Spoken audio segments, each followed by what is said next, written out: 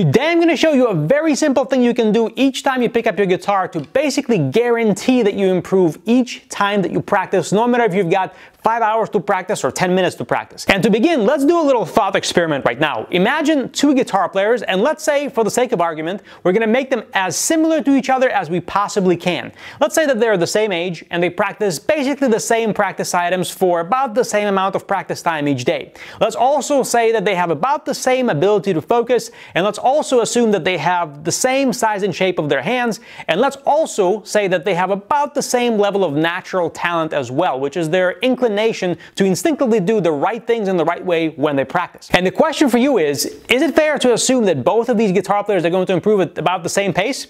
Well, no. Yeah, I mean, sometimes. The answer is we don't know. Because even though in the real world I realize we're probably never going to find two guitar players who are that much alike, but I deliberately controlled for the elements that are the usual suspects for what people assume make the biggest difference in how quickly somebody improves or not. But there's one element that I did not mention that makes by far a much bigger difference on your ability to improve as a guitar player than any of the things that I did mention. Dare I even say combined. And the best part is that one element is 100% within your direct control. It doesn't matter how much time you practice, how much natural talent you think you have or don't have. This is the one thing you always, and I mean always, control. Can you guess what that element is? Before you watch further in this video, leave your best guess in the comments below with what you think the element is, and then come back, continue watching the video, and I'll tell you what the answer is. And because I know you probably did not pause the video to leave a comment below, I'm going to give you a hint to help you think. A couple of weeks ago, I published a video about goal setting, and I said that the traditional way of setting goals for guitar is pretty stupid. And I defined traditional goals as in, I want to reach outcome X by date Y, and that date Y is some time away in the future, a month away, 3 months away, a year away, and so on. And I explained that setting goals in this way is not a good idea because you don't control what happens in the time frame that you set for your goal. And I said that a better way to think about setting goals is to control the process. And the answer, the element that I'm going to talk about in this video, has to do with a very good example of that principle of controlling the process. It's just one tactical example of what I mean by controlling the process when you practice guitar. So here's the answer for the unknown variable that's going to make or break the amount of progress each of the two hypothetical guitar players is going to make in our example. It is their ability to set good micro goals for each practice session. Now, what the heck is a micro goal? How does it work? How does it benefit you? And how do you use this in your practicing? Well, that's what I'm going to talk about for the rest of this video. So if you only wanted to watch the video up until the point I reveal what the missing element is, you should probably stick around and watch this video until the end, because that is where all the biggest value is for you. A micro goal, very simply, is a traditional goal that you shrink down to a microscopic size to make it a whole lot easier to manage and achieve. Instead of setting a goal that you plan to reach a year from now, or 2 years from now, or 3 years from now, you set a goal that you plan to reach, say, 10 minutes from now, or 20 minutes from now, or an hour from now. And by setting these bite-sized microscopic goals for your practicing, a few wonderful things are going to happen. For one thing, you're giving your brain something objective and concrete to shoot for each time you practice. And that means mindless practicing, which is the #1 killer of progress of all time, becomes impossible. So no matter how much or how little practice time you've got, you'll be able to squeeze maximum progress out of every minute of it. And the second thing that micro goals do for you is they give you feedback on your practicing very quickly. Think of it like this. Say you want to improve your guitar speed by 200 notes per minute a year from now. The question is, when are you going to know if you've reached this goal or not? And the answer is, of course, 1 year from now. Duh. Of course. And here's the problem. Do you really want to wait a whole year to find out if you were on track with your practicing or not? What if you could have corrected something in the very first week that would have ensured that you would reach your goal a year from now, but because you didn't get feedback early enough, you wasted a whole year of your life and did not reach the goal? That seems like a problem, right? Well, here is where micro goals can really save your ass. And in business, they use this type of thinking all the time. They call this lag measures versus lead measures. Our goal of a 200 note per minute increase a year from now, it's a lag measure, meaning there's a time lag of a whole year before you know if you've reached the goal or not. And lead measures, to put it really simply in guitar-friendly terms, are what I call micro goals. Micro goals allow you to tell from day to day, week to week, and so on, if you are on track to reach your longer-term goals or if you need to make some changes. For example, if you see that based on your micro goal achievements, you're not likely to reach your longer-term goal, you need to either increase something in what you're doing from day to day, or change something in what you're doing from day to day, or you need to change your longer term goal to make it more realistic. Now, for guitar, as I talked about in my other video on goal setting, longer term goals, or lag measures as they call them in business, don't really matter all that much. And I know this might be shocking, but I mean, let's think of it this way. Whatever you want in your guitar playing, better phrasing, better speed, more songs in your repertoire, and so on, is there really a finite number that you're going to be happy with? I mean, are you really going to be happy when you're only able to play at 150 beats per minute on 16th notes? You're not going to be happy at 152 or 160 or 170? Of course, we all want more of whatever the skill is. So instead of setting some random goal for the long term that's just going to limit you anyway, why don't you just focus on micro goals only and concentrate on getting as good as you can in the time that you have to play guitar. And then if and when the skills you're working on stop being exciting for you, that's okay. Then you stop working on them and be happy with the level you've achieved up to that point, and you shift your focus to work on other areas of your playing and apply the same type of thinking, this way of setting micro goals for every step of your process, to control the way that you practice and enjoy the process and enjoy the results, because you get to see feedback so much more frequently. And whatever you lack in natural talent, you can very often make up for with your ability to set good micro goals for each practice session and then follow through on reaching those goals. Because the feedback that you get from reaching or not reaching each micro goal is going to guide you in the right direction to look for answers to the right questions, look for those answers in the right places, and then test the answers you get to see if they're actually helping you or not. And if and when the skills you're working on stop being exciting for you, then and only then does it make sense to stop working on them and feel happy with the level you've achieved up to that point, and shift your focus and pursue other styles or other skills or whatever interests you musically. And apply the same philosophy of setting micro goals every step of the way. This way you get to control the practicing process, see results faster, and enjoy the process more. So let me give you some examples of micro goals, things you can achieve in one practice session, even if you only got a few minutes to work on your playing. And of course, we can talk about hundreds of possible things, but let me just stick to a few examples in the most common areas of guitar playing you're likely to work on. Let's take guitar technique and speed first. There are two types of micro goals you can set. You can set a process-based goal or an outcome-based goal. A outcome-based goal is simply increasing your speed, let's say with a scale sequence or an arpeggio, by 1 beat per minute or 2 beats per minute or some really small number of beats per minute in the amount of time you have to practice.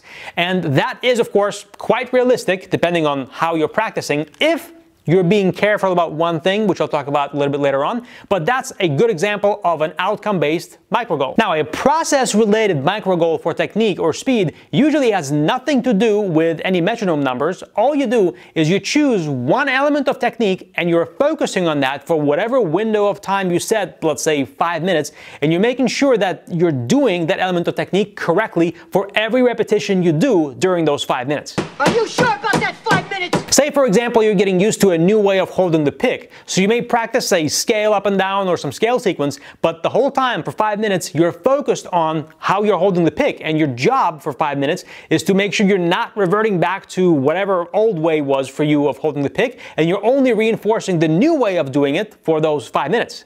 And then if you've done that, let's say in 5 minutes you repeated the scale sequence 200 times, then you can check that box in your practice log to know, okay, I achieved this micro goal for today. I'm 5 minutes closer to fully ingraining this new way of holding the pick into my muscle memory. Or maybe you're focusing on controlling string noise. So for 5 minutes you're playing some exercise or lick and you're focused on not letting notes bleed together, not let any of the open strings ring together, nothing like that. And if you've done that for 5 minutes, you've been able to play every repetition cleanly, you can check that box off to know that you have achieved that micro goal for today. The challenge here, of course, is to know which micro goals are going to be most relevant for you, but generally speaking, that is the principle and that is the thought process to use when you're setting these micro goals for different areas of your technique. Now, one thing I said you want to be careful of when you're setting outcome-based micro goals for your technique and speed is illusion of progress, or artificial improvement, as I like to call it. Say, for example, you want to improve this A major arpeggio on 5 strings, and your micro goal, your outcome-based goal here,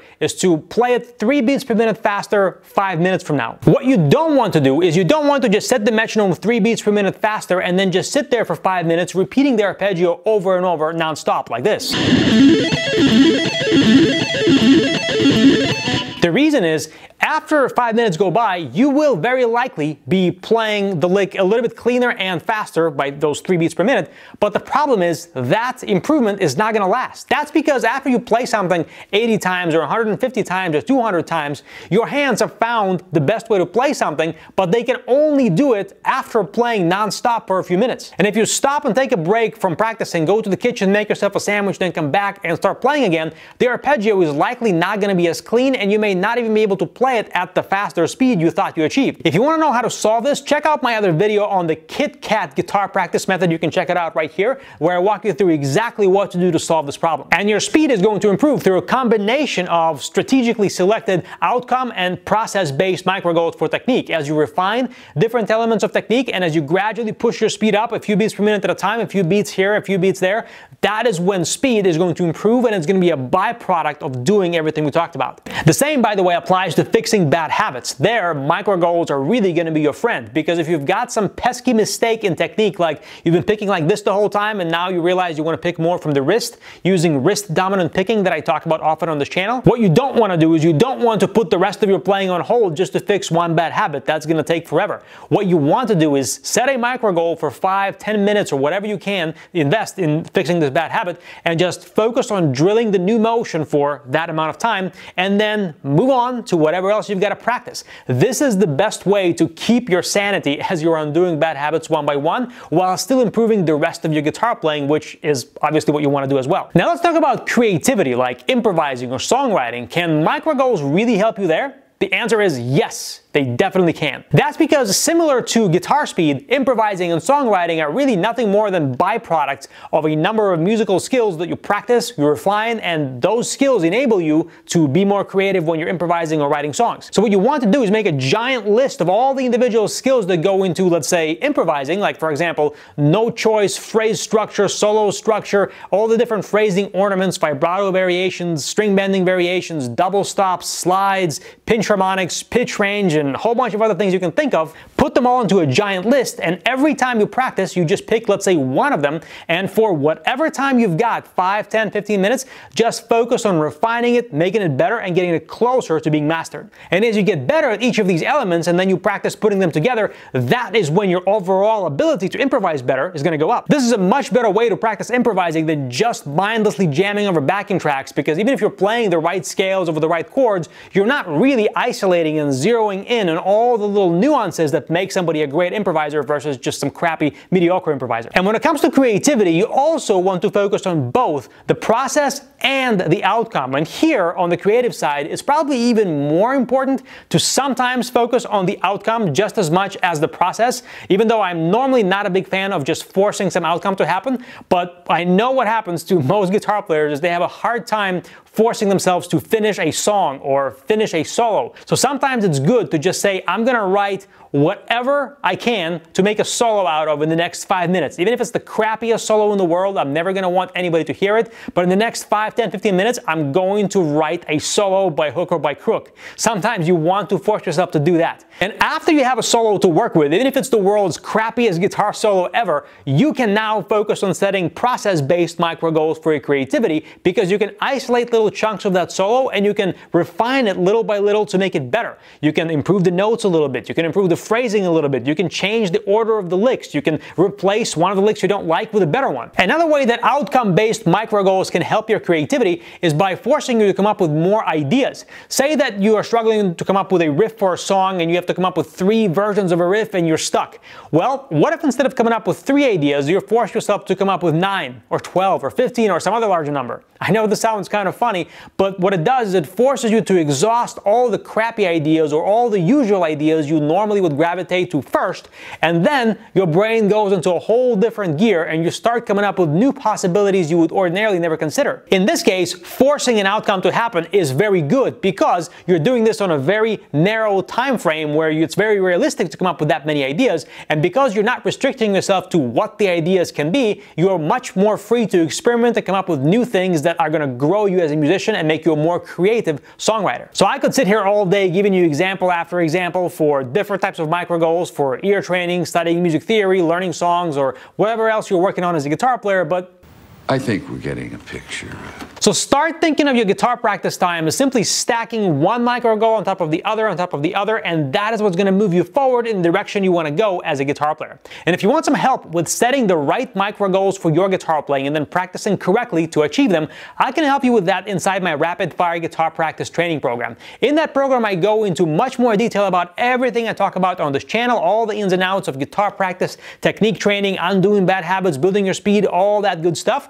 And I also get to sit down with you one-on-one. We can talk about exactly what's holding you back in your guitar practicing, in your guitar technique. I can show you exactly how to fix it. You practice under my direction, and then if you do what I say, you can very often see some pretty impressive results that very same day. Now, heads up, it's not a cheap program, but if you want to know more about what it's all about, hit the link in the description box below or go to the page that's on the screen right now, read all the details, and then make your decision. If you like this video, hit the like button to let YouTube know you're enjoying this content, and it'll spread it out to other guitar players like you, and they'll benefit from it the same way you did. This is Mike Filipov, guitar practice expert from PracticeGuitarNow.com. I'll see you next time.